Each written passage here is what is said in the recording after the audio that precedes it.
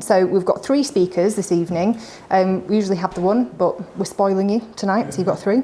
So first up, we're going to have Casey joining us from AgriSound, which is a business working with biodiversity and protecting global food supplies. So Casey's going to talk us through that.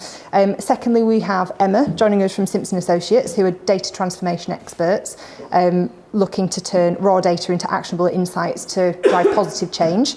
So we'll hear more about that. I'm not doing these a massive service with these summaries. And last but definitely not least, we've got Kristan from Humans Not Robots speaking to us about measuring sustainability in unseen technology footprints across key sectors.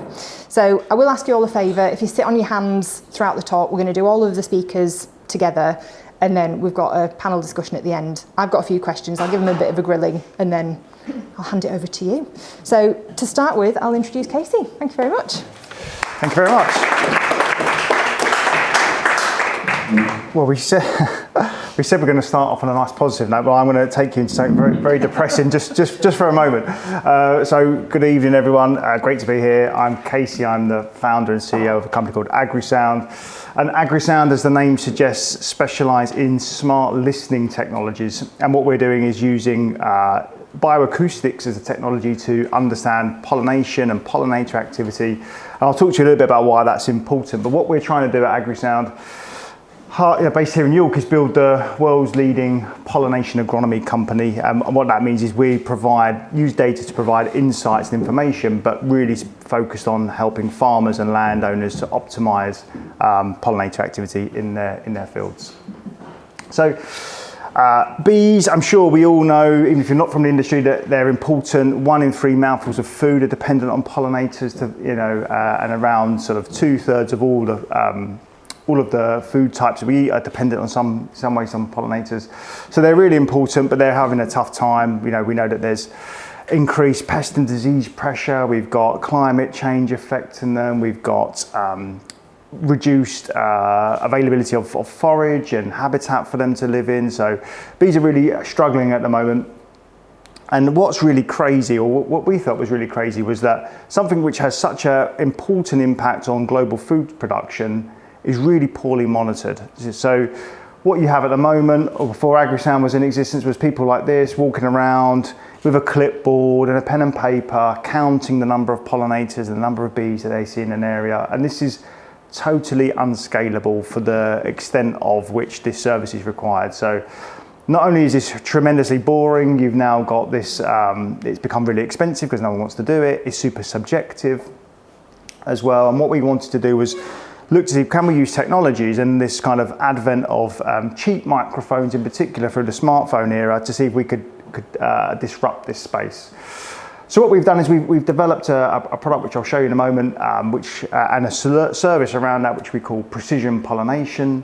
And so what we're doing is bringing real-time data to farmers and growers and landowners so they can see pollinator activity in real time. And again, the image on the right-hand side just shows you where you've got strong pollination, hence the bigger blobs versus weak pollination. And then with this information, what we can start to do is drive interventions into those areas that really need it. So we can add beehives, we can take beehives away. One of the big problems we see is that colonies have died, so we need to then replace those. We can adjust the conditions that those bees are in. So if it's super hot like we're seeing at the moment, can we move those hives into areas of shade? Can we add more water? Do we need to supplement those with additional feed and forage availability? And longer term, what we really want to do is try and encourage farmers to move away from using managed pollinators, so bringing more bees into an area and relying on native pollinators. So we're always looking at how can we bring in wildflowers and nature to really create the habitat and the food sources that are required to get those bees into the area. And obviously that gives a nice commercial advantage as well as doing the right thing.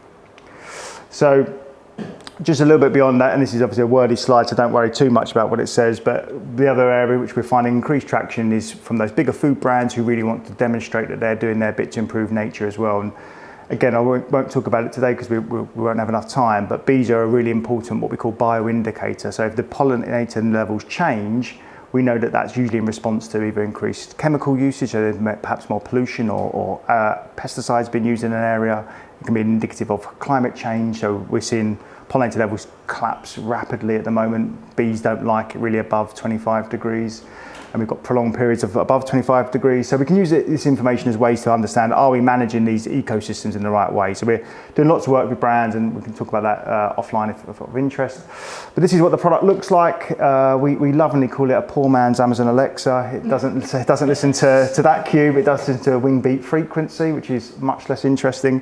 But what does that actually mean? What are we doing in real terms? Well, we're actually not only are we able to deliver yield benefits, we're able to reduce waste. So every berry, every strawberry needs to be pollinated multiple times to meet the retailer specification. Almost half of those get put in a bin, so we're reducing that, and there's a very big carbon footprint associated with that as well. But we're also helping farmers to reduce the mortality of the bees that they're using. We're improving the fruit quality, so we see sweetness of fruits, we've got better pollination goes up, we see micronutrient content, so not only is it better for us, it lasts longer on the shelf as well. And these are a whole series of improvements to those, both farmers and to us and to the people in the supply chain, all through optimizing an input as simple as pollination. I won't subject to the video that M&S produced on why this is super exciting, but needless to say, it was very well received by their consumers. But ultimately, it's just helping us get more bees in the right place at the right time, and obviously that's good news for everyone. So that's us. Very happy to answer any questions. Very happy to talk to you about how the product works in more detail as well. But in the interest of time, hopefully that's been a good introduction. Thank you. So, I'm Emma McGinn, I'm Chief Marketing Officer at Simpson Associates. I just want to highlight that I am not a technical person, I'm not a data engineer, not a technical specialist, but my role at the business, I am passionate about tech though, I've worked in tech all my life, all my career, but I'm all about helping connect what we do with the impact it creates. So, tonight I'm talking about, it's not necessarily about the technology piece, but how people and the difference the right use of data can make. A strong believer that technology should serve people, not the other way around. So who are Simpson Associates? So we're a data and AI consultancy, and as Alex mentioned, that whole full data transformation journey. So we cover from data strategy and data governance right through to data engineering, data analytics, AI, and right through to managed services. So we do the full delivery of data transformation. We've got head office in York. We've also got offices in Sheffield, but we service customers across the UK, and we've got consultants all over the country. We work with organisations across public sector, charities and commercial businesses, so across the whole of the different sectors.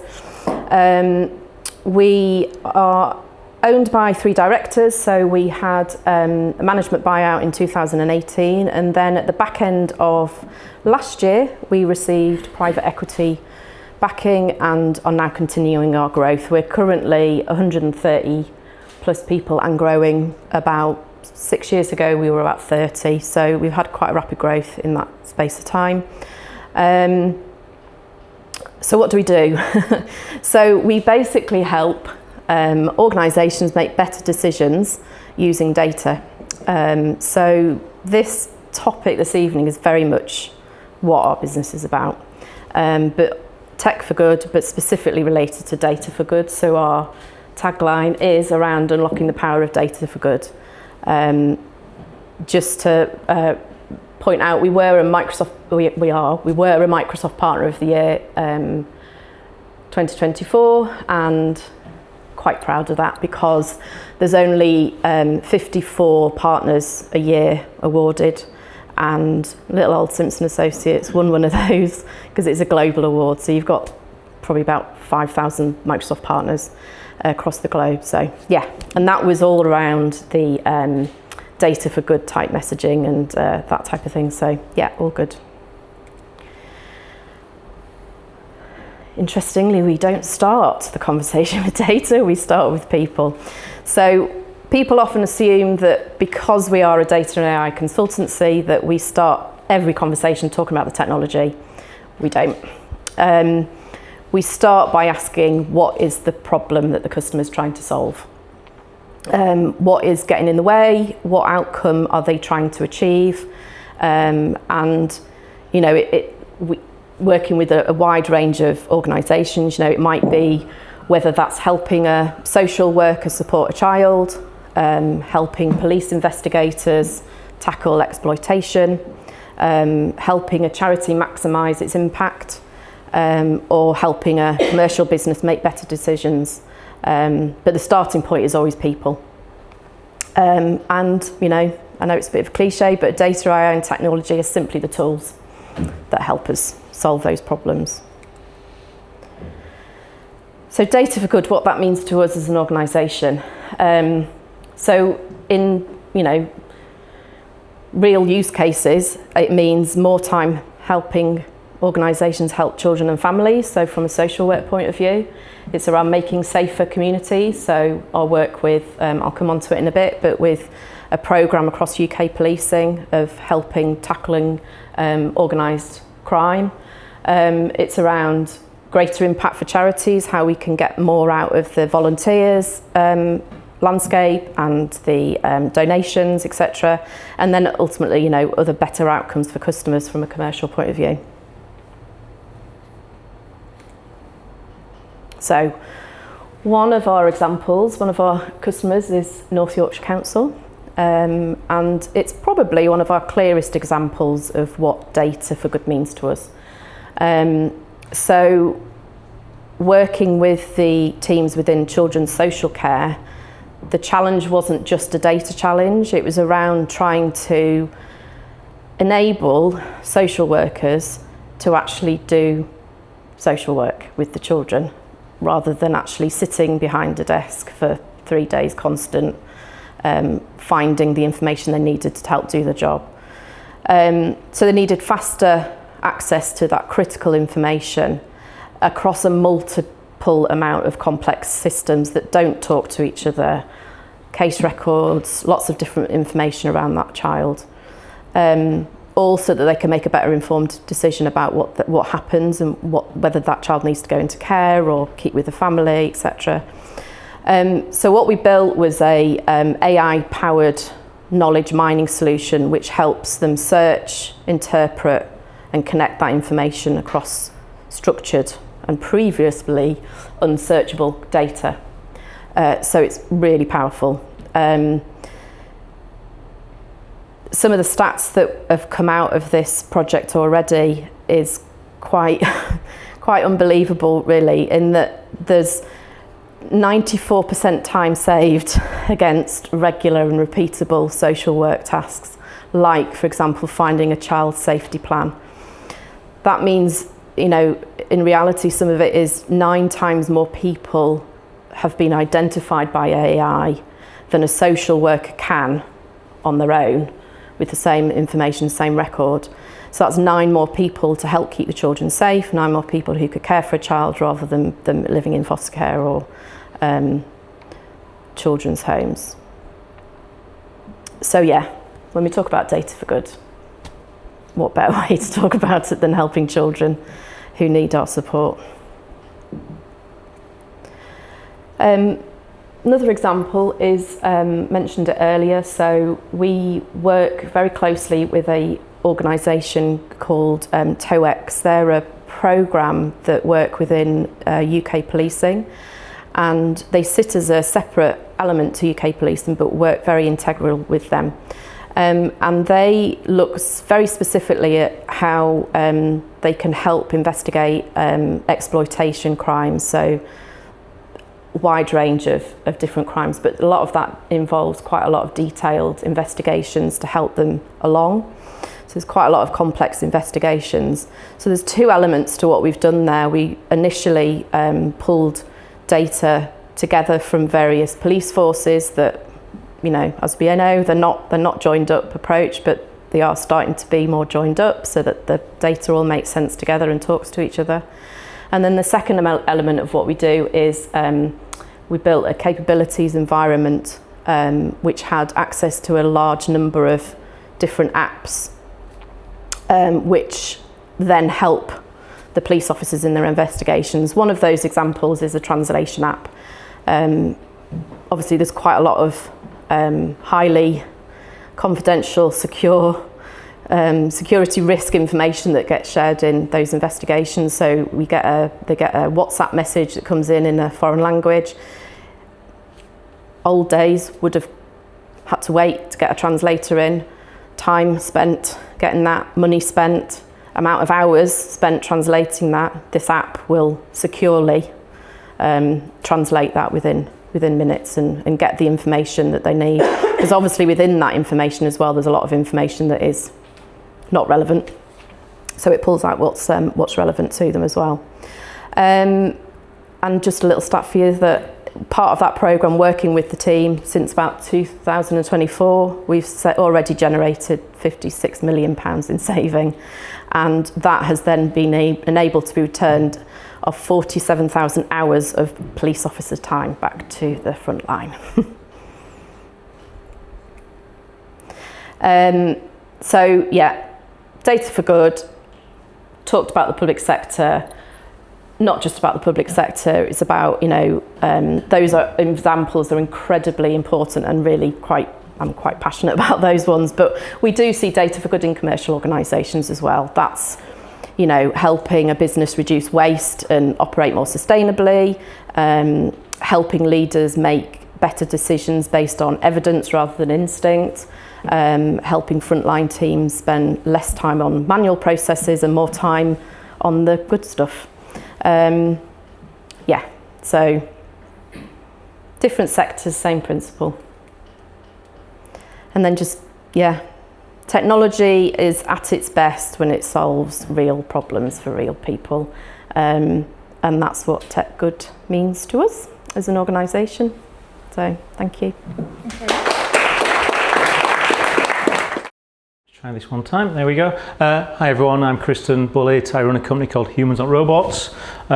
We are a technology product company that focuses on helping businesses understand and reduce the cost of their technology footprint, and we look at that from a financial perspective, but also from an environmental perspective as well. So within that, we look at technology infrastructure, but we also look at how companies are spending on their AI as well. We're a York-based company. We started around 2022. We are 10 people. We're pretty remote, so we've got people in Spain and Portugal, a few in England. We've got people in Canada as well. I think it's important to understand what sectors we work within. So we work with technology-heavy businesses. Our ideal customer spends 50, 60 million a year on their technology and operations. I have a background in media and broadcast, but we work within telco, space and gaming. These are all businesses that have and store huge amounts of data, and they move data in and out of their systems heavily. So these are different sectors, but they're all looking at the same problem. They have very large technology footprints, and they don't really understand what that means within the context of their business. I've got a quote for you, which might not be a quote directly attributable, so let's not worry about who said it. So Lord Kelvin talked about, as an engineer, way back when, before we had large data centers, before we saw large power challenges around data centers, it said, what is not defined cannot be measured, what is not measured cannot be improved, what is not improved will always degrade. And that's really the basis of what our business focuses on. So cost and carbon are the same problem, and the companies that we work with, they have bigger and bigger technology builds, which ultimately means larger and larger emissions. I'm going to put my hand up. I'm kind of in this for the money, I'm not in this for the environment, but it's fortunate that what we do helps people reduce how they use their technology, and that has a significant environmental benefit. I'm joking a little bit, I do care, but I think we're all very aware of larger emissions, especially at the moment with the scale of which people are using AI. Historically, how this works is we have a sustainability team looking at environmental numbers, and we have a financial team or a technology team looking at the financial numbers. And never the two shall meet. And frankly, businesses don't care that much about the environment, they care about the money. And FinOps wins against GreenOps all of the time. And as a business, we lean into that. And it's about unification of environmental and financial figures. But the company name, Humans Not Robots, actually, as we as society make more and more use of technology, and we've all seen the rapid pace of how AI is changing all of our lives, there's this risk that we'll implicitly trust what the computers are telling us, and actually we need to maintain that human element to it. So within our business, which is all about cost measurement, it's about getting the right numbers into the right hands so the right decisions can be made.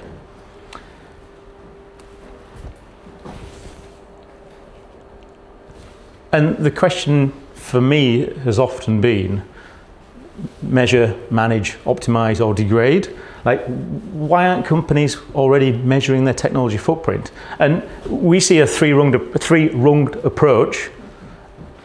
Currently, businesses think they're measuring things effectively, but actually, what's the traditional approach to understanding the environmental impact is to take, what do we spend on AWS, or what do we spend on Salesforce, or whatever it might be, and apply some calculations to that based on common metrics, and it gives you a nice, number of how many tons of carbon every month.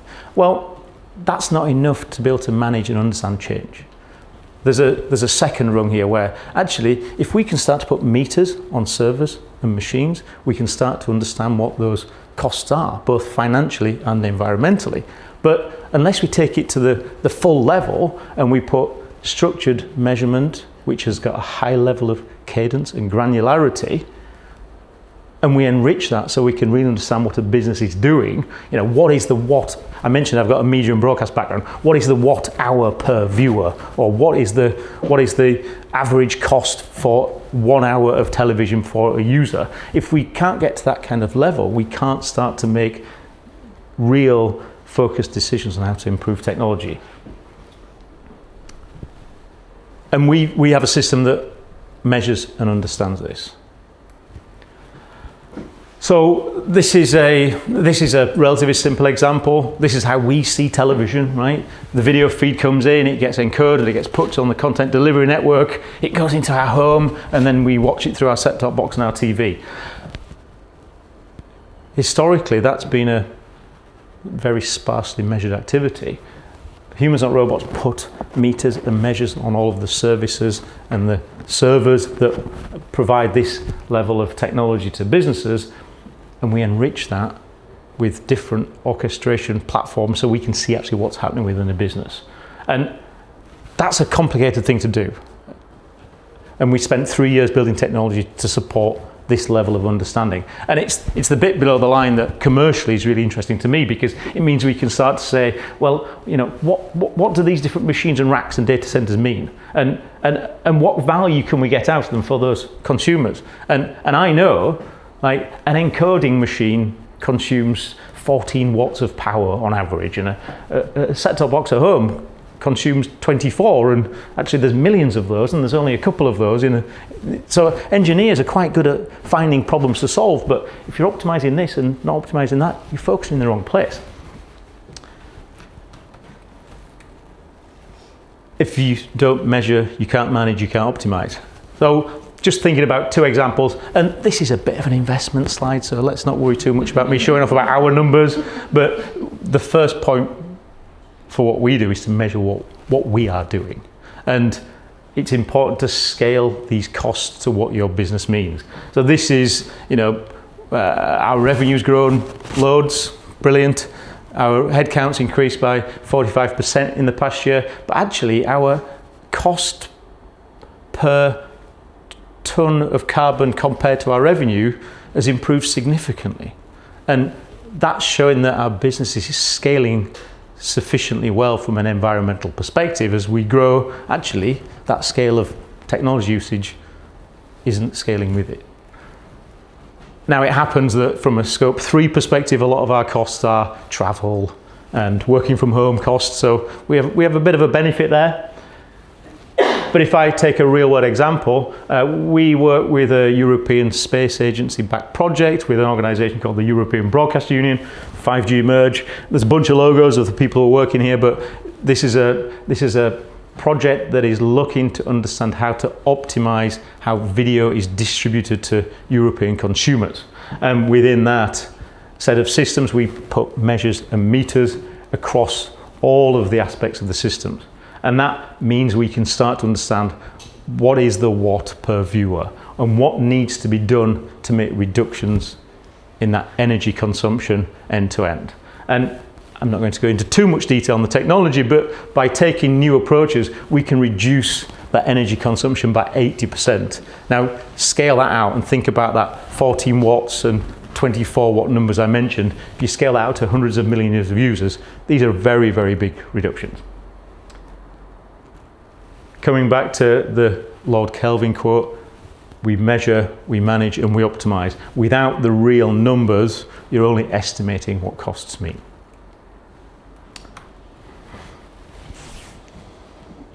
For us, the next step is to look far more closely at AI, but also looking at what this means to businesses. Is the juice worth the squeeze? Are we getting value out of these new services that we're using? I'm pulling these numbers out of the back of my head somewhere, but I think the global spend on AI services is 1.5 trillion this year. From enterprises, it's 300 billion and will increase to 400 billion before the end of the year. The scale of which our adoption of AI is increasing is making all of those measurement challenges bigger, and it's making the ultimate impact far more significant. I'm not going to go through too much of this. Let me go through a couple of points actually. When it comes to AI use, people jump on frontier models because they're exciting and they're interesting. They give great answers.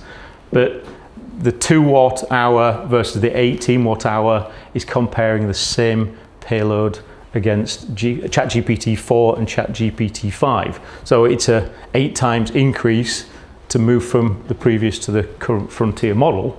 The question is that adding the right kind of value to businesses? Are they deriving the right knowledge by switching to pioneer models? There's a statistic on the right hand side there that says 95% of enterprise pilots, they don't have an understanding on the measurable return from that. Now we can dispute that, but it's broadly accepted that there's a huge exploratory phase where we don't really know what value we're getting back from these. So as a business, this is the next frontier for humans or robots. We measure, we manage, but also we're now starting to define metrics that help us understand how businesses are getting value out of their services. And that isn't limited to AI, that's looking at all of their technology footprint.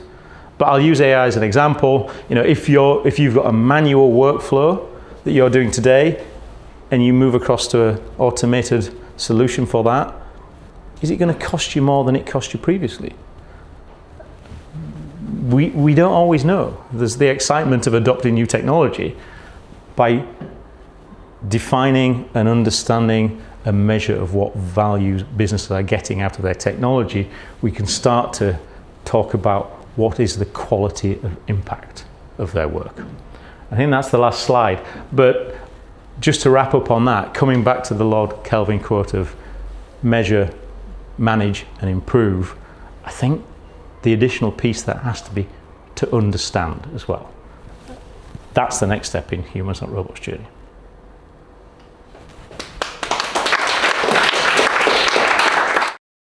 So to each of you individually, you've done a really good job of explaining the mission behind your work and the company's work.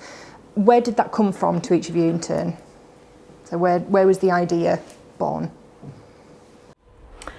Do you want me to go first? If you'd like to.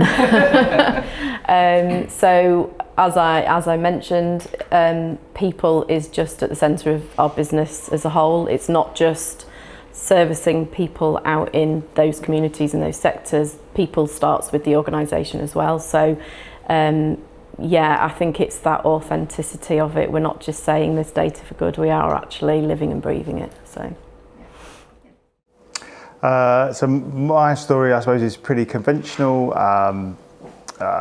Did a PhD, went to work in a number of startups, and one of the places I worked was focusing on agri-tech for farmed animals. and I saw how bioacoustics was being used to monitor chickens and pigs in terms of monitoring welfare. And technically honeybees are another form of livestock, so I thought, I wonder if we could use the same approach there and bring it across, and then realised selling to beekeepers was horrific because they're extremely tight, and then decided that actually what we should be doing is looking at taking the brains of that product, which was the smart listening, but rather than have it inside the hive, we put it inside the field, and the rest is history. For me, I'm a technologist. I think it's fair to say I'm a bit of a system thinker. I used to work for some large media companies, and the business I was working for was selling business to a specific media company, and we then sold the same system to the same media company that had a slightly different twist on it, and we were looking at this, and it's like, why is that acceptable to them? Why is that acceptable to us?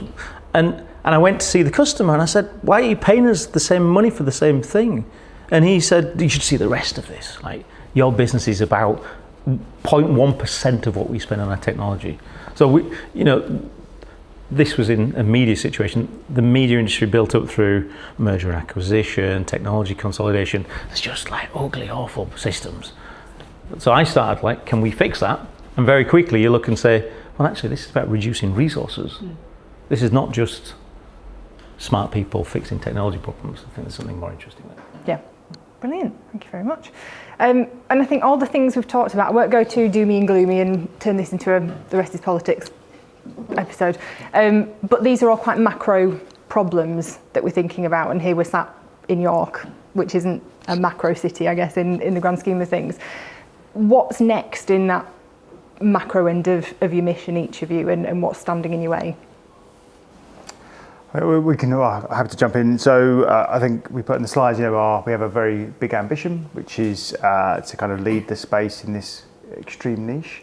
I think there's a number of challenges and a number of opportunities of being an agri-tech business based in York.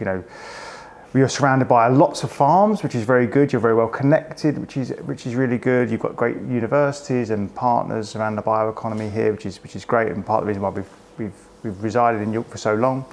Obviously the drawbacks are, we are limited in terms of talent. Recruiting developers can be really difficult.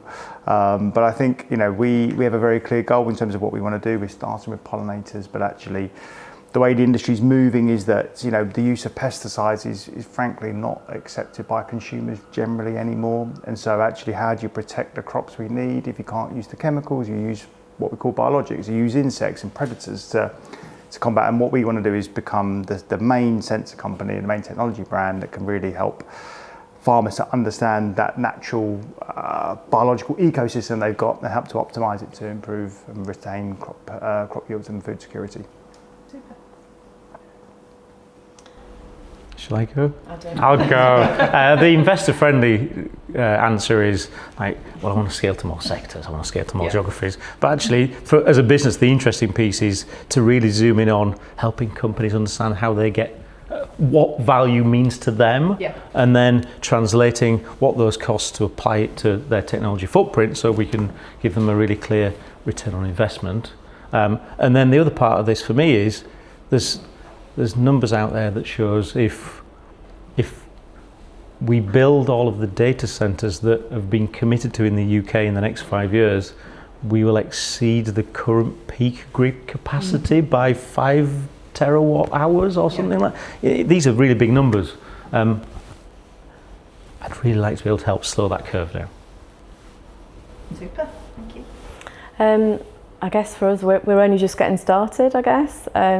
We're a company that have been going for 30 years, but with the current, the influx of what we're doing and the power that we can bring to making differences for those organisations, there's so much more that we can do. There's so many organisations that are really not using data for its full value. There's so many public services that are not linked up and all that sort of stuff. So just getting started. But there's lots of competitors in our field. So it's about really trying to keep that USP of, keep going on about it, but the people element of it, we work with our customers rather than them telling us what they need and we produce it without any input from them. It's very much a partnership, so it's trying to keep that USP there.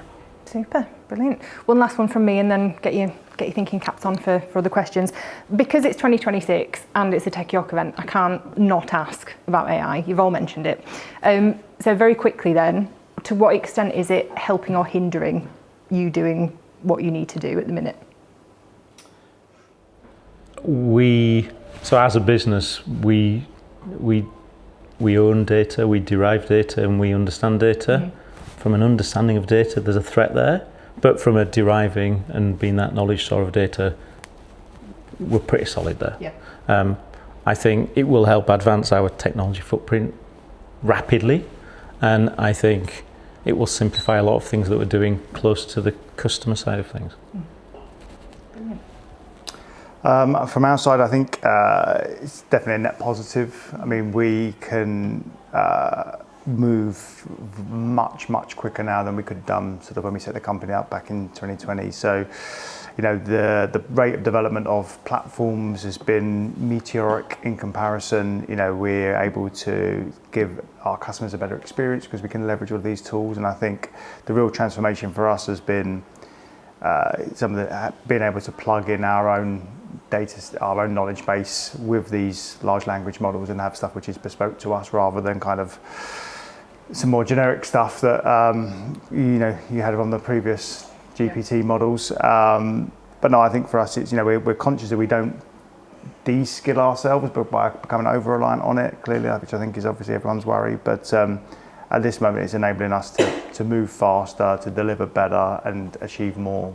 You know, so it's certainly a net plus. Definitely a plus. Absolutely. I can't. You know, when you look at the impact it's having on the solutions that we're providing, it is a no-brainer. I know there's worries that some of the solutions that we might be creating can put some of the more administrative manual jobs out of roles, but that's not the case with a lot of the things that we're doing. So the example we used about the police, it's about putting the right roles for those police back on, you know, Bobby's on the beat. It's putting people right where they should be. So it's taking away the stuff that gets in the way. Yeah. Remove it, clarifying the workload. Yeah. Brilliant. Thank you very much. Okie dokie, right. Over to you guys. Who's got the first question? All right. So to humans, not robots, how would you like the culture of AI use within companies to change?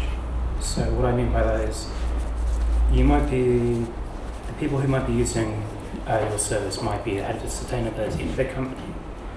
And when it comes to what they've been doing before, it might just be a newsletter to staff members. But staff members all over the company might be using AI in different ways. So would you like them to systemize how AI is actually used? How would you like the culture around AI to change with everyone in the company, not just people in sustainability departments? We're clearly still in a very exploratory phase of AI, and I think people should be allowed to have fun and see what works for them. But I also know that the belt is being tightened on how big companies spend. Go and have fun, go and do some cool stuff. And now actually the budget's been enforced and you need to justify your spend. So I think people need to be smarter on what they do with AI. And I think it's really difficult because there's a whole education piece there, but it's moving so fast it's hard to educate people on how to build a strong knowledge base and how to effectively use your AI tools. So I don't see how that can settle down, but it is something that is needed. I think there needs to be, obviously I'm going to say this, there has to be a broad measurement so that companies themselves can understand how employees are using AI and if it's adding the right kind of value to the business. I think you had 3 parts to your question. I think I might have answered 2 of them. We can talk later. Brilliant, thank you. We've got another question. Let me just got questions for everyone. It's Simpson Associates. I'm just wondering how you protect, obviously, like having AI in a business and using it opens up to sort of vulnerabilities, and you've got like very sensitive information, children, police, boss, and stuff like that. One, how do you like create a sort of firewall between public access, because there's a lot of scary stories out there of people using AI to hack into businesses. But one, how do you protect that? And sort of secondary to that, like if you don't mind, 2 parts. Does it make any decisions around like welfare or anything like that, or is it how do you segregate it just doing sort of administrative work versus making critical decisions? Anything on that? Your first part of the question, I'm not technical, remember, so I don't know the ins and outs of it. But we are an organisation, so working with the police, we have to go through security clearance, all the people that are working on the system. So it's highly secure, all the stuff that we build and gets tested and all that sort of thing. If you want more of a technical question, answer to that question, I can put you in touch with the right person at the business. On the second part, really important, we hear it all the time, human in the loop. It is, yes, the AI can do that element of the hard work, but it is about, so for example, with the children's social care piece, it's about bringing all that information together. It will do some analysis, but it's about bringing it all together for that social worker to then use and interpret and make decisions on. The AI won't make those decisions. No, it shouldn't. No, exactly. It can guide with trends and give them. So, for example, one of the things is that it'll start to spark up, different contacts that child has in its life, and it can start to see different patterns. Oh, well, Uncle such and such is here, and and it'll bring to life things that might be amber warnings that they need to look at, but it won't make decisions. It won't go and take a child and put them into care. Yeah. Brilliant, thank you. Got any more questions?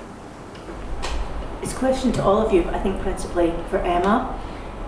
When we're talking, excuse me, about asking companies to invest in organising their data and getting better quality of data, you can either find that being pushed from the ground up or it's coming from the top down.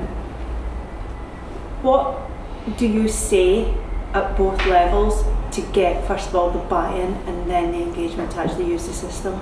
What is the one killer phrase or the one killer use case that you can use that really suddenly everybody clicks on? I find I can usually get people really excited at one level or the other, and they will push it, but I'd like to be able to get all levels engaged. Yeah, so a really good example is we've got a product called Redact Expert, which is an AI powered redaction tool. So it's being used quite a lot in in police and legal firms and stuff, and it'll go through and it'll, some people, when they have to do redaction, is hundreds and hundreds of pages, and that's people sat there manually going through and redacting. Well, this tool will go through and highlight all the things. It still has human in the loop, it's still responsible for somebody going through and checking that. But from higher up, obviously, that whole key is efficiency and time, getting through more reports, being able to help more people, cost savings, obviously, ultimately. From the user point of view, that is more of a challenge to get those buy-in, because they're worried about, is this going to put me out of a job? But believe me, the amount of redaction that goes on is incredible. It won't put people out of jobs at all. It is more of a, so it's about that whole sort of, it will assist you in your role. It'll allow you to then be looking at more interesting parts of your role rather than the more mundane stuff. So it is tricky, but I do get where you're coming from. It's a different message for different users. Yeah. From our perspective, if we're looking at like the C-suite level, it's about risk and compliance. It's about, can we achieve savings financially and demonstrate a return on investment within 12 months? And it can be about, but it actually isn't always about, the sustainability story. By being able to measure and demonstrate you have a clear understanding of your environmental numbers, there's a competitive advantage part there. But frankly, the other two come above that. From an engineering perspective, because they're the other people we speak to in the business, being able to have visibility and understanding of numbers having good technology observability is very important. They get the pressure. Can you reduce these costs by 20%? Well, how do we do that if we can't see the numbers? So that's our approach. Yeah, I think I would totally agree with what everyone else has said. I mean, I think the only other piece we would add is that certainly from the ground up, we've certainly seen perception that quality of life of people is improving as well. So actually, the mundane tasks do become easier. You know, there are, I would say, more opportunities for micro breaks when things are running and stuff like that as well, which can break up the day, gives so I think certainly as a startup, we obviously push people hard because people are a finite resource clearly, but certainly we find that the use of AI tools helps us retain staff much better. I would argue, and that's not kind of saying we go wild with tokens, but it's augmenting people with the right tools to be able to deliver on time and in a better way. Thank you. Brilliant. I'll just jump in off the back of that very briefly and then I'll come back to you. So just to all of you, but Casey, just picking up on something you said there, are you finding that being able to give your teams AI to use, is that engaging people where they were maybe not engaged previously? We don't, so I mean our team's small, so it's probably a small, take it more as anecdotal rather than anything else, but the people in the last 12 months that the business has lost have been the people that are perhaps less AI native or whatever you want to call it. You know, I think that young members of staff who perhaps are more inclined to play around with these tools and got less stress of when things go wrong, they tend to upskill faster and can create more value for the business quicker, and then they get rewarded by getting more stuff to do. So I think that keeps that variety element alive for longer. So we're seeing that, whereas some of the more senior people we've had in the business have been perhaps more averse or kind of more set in their ways, and therefore perhaps that variety element is not so strong there. But again, very small example. So happy for people to dispute that. You were nodding, Emma. If you're talking about the internal use of AI, then yeah, I mean, we're a technology organisation, but we still have people within that organisation that are resistant to, for the same reasons that customers might be resistant to it. And, we are seeing massive value in using AI ourselves as well for, daily tasks and helping with efficiencies and stuff. And it's actually, I found it's actually some of the younger generation that are worried about not getting the same development of skills, for example, like in marketing, because they're forcing themselves through AI rather than learning those things manually. And it's kind of trying to change the landscape of that, because it's like, well, if we don't embrace it, you'll get left behind with that skill, and there'll be lots of other people that do have that skill. So it's kind of adapting the skills as we move through this new era. So that's a big challenge, and I don't know the solution to that. For younger people who have less experience, it will be difficult to build up that experience. It's different skills though, I think, isn't it? It's this an element of different skill sets. Because you still need that. You still need to learn that knowledge to brief the tool to get to know that you're getting the right output. But I think that's the challenge. If you can't get that knowledge to brief it, then you're going to be left behind anyway. I don't know how you solve that. It's a balance, isn't it? Yeah. From our perspective, like, we're very developer heavy. They expect AI tools. We might have one person who doesn't want to embrace it. That's going to be a big problem for them, because they won't be able to keep up with it. From a business perspective, our marketing person, she's always bought her own AI tools because she's ahead of the curve, and she was pleased when we paid for it, but she would have been paying for it herself anyway. Exactly. Right? So, and I think it's different people across the organisation, isn't it? We've got, most people are embracing it because of the type of business we are. Personally, it's like the most exciting thing since the start of the internet, I would say easily. Yeah. So, I'll come back to you. I think we both have questions to go there. My question to you is, how is your firm navigating the geopolitics of AI? So when you have Fable being only allowed access to US citizens, and then if you're dealing with the police force and local governments, are you using open source models? How are you navigating this situation? We might be verging on the technical side a little bit more, but we have a lot. We're all the whole sort of sovereignty of the data is a big thing that we need to keep in mind, and that varies different organisations to organisations. So there's dependent on which organisation we're talking to, is dependent on how much we need to be worried or challenging that. But Simpsons is quite Microsoft native anyway, isn't it? Yeah. So you've got that there. Yeah. Brilliant. Super. We've got time for 2 more questions. The AgriSound technology, I was interested in how it works. First of all, I like technology. Yeah. And then also, you mentioned about trying to reduce pesticide use, and that's a bit of an objective. I came across the video about these combine harvesters that use like lasers and cameras, and they just track all the plants, and there's 95% reduction of pesticides just firing these lasers, killing these plants, disease or whatever. So I was wondering how, like, if there's people with different technologies out there, how they may either be their competitors, or if you cooperate with them, if you've got a similar goal. How does it work? So to start on the second part of the question then, so agri-tech is an industry which is still pretty new and pretty embryonic, and I'd say there's a general feeling for collaboration rather than competition, which is really nice. Certainly not the case everywhere, but from a UK perspective, there is a kind of how do we come together to kind of create a more of a UK PLC type offering, which is pretty nice. The skeptic in me says that's because farmers are so tight. You have to present a joined up act.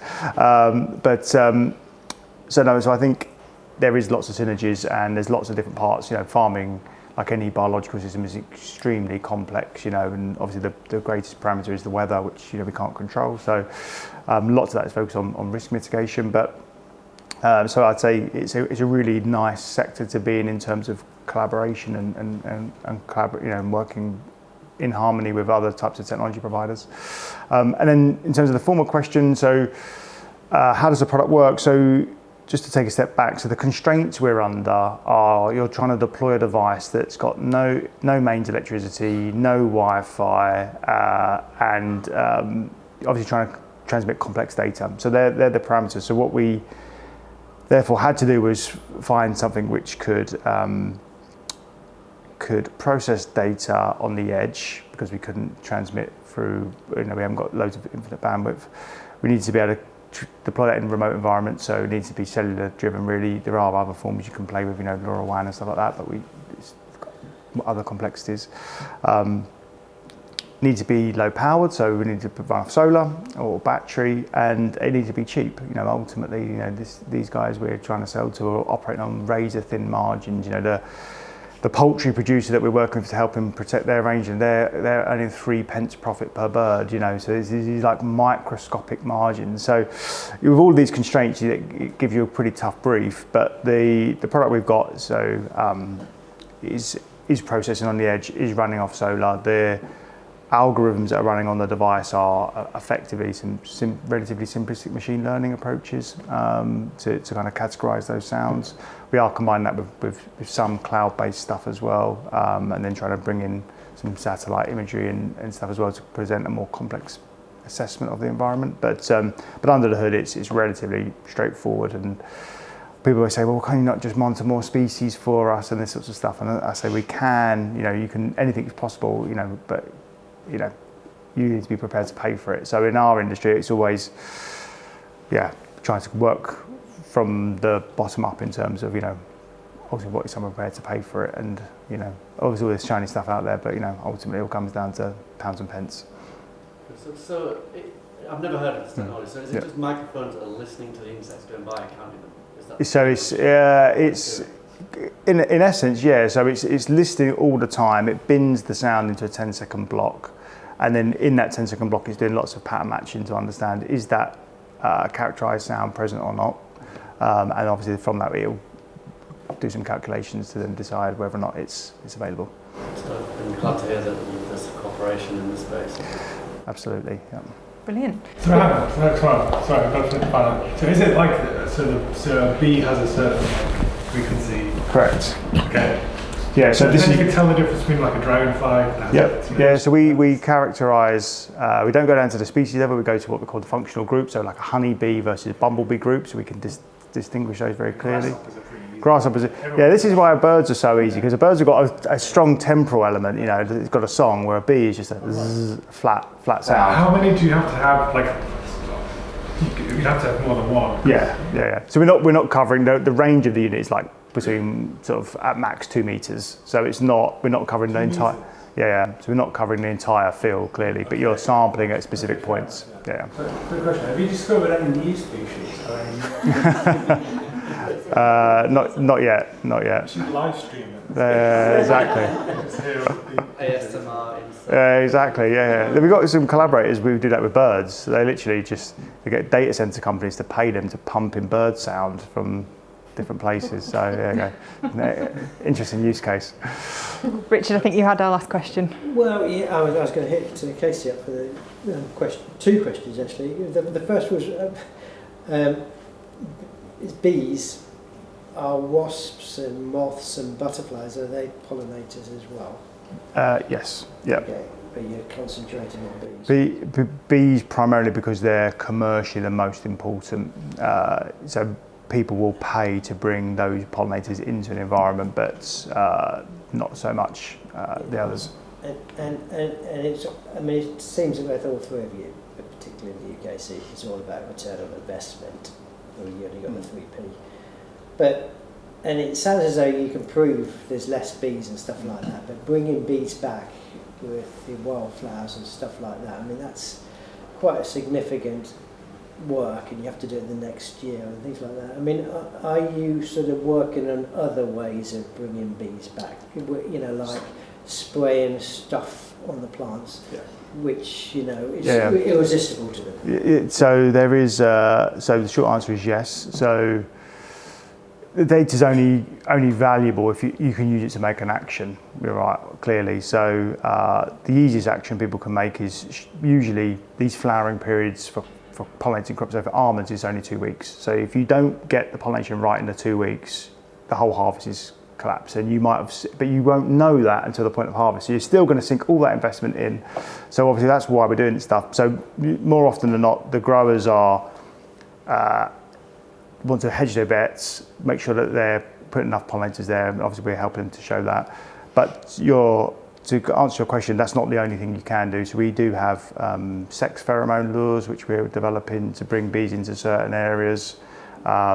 There's also bees, again, without boring everyone on this too much, bees are also stimulated by visual cues as well. So different colours can have attractant properties, so you can put different boards up and all that sort of stuff. So there's lots of stuff we're playing around. Never bore anyone with sex and bees. All night long.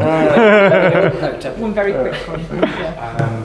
The UK is the capital for medical marijuana in Europe. Yep. And obviously the US is legalised in lots of different states. It seems like you're still probably doing R&D to figure out what works.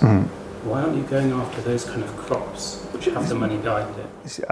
We have looked at it. It's not pollinator dependent. It's wind pollinated rather than bees. So, but we have been approached by multiple Colombian growers who look at cannabis infused honey. Which we politely decline. Not so much tech for good. And on that note, thank you very much. So thank you very much for all of our speakers. So we do have some time for drinks and networking, so we'll finish up at about 9:30. Before I let you all go, I will just say we don't have an event in August because, you know, it's summer, so have a nice little break. But we will be back in September, so keep an eye on Eventbrite and LinkedIn, and we'll see you then.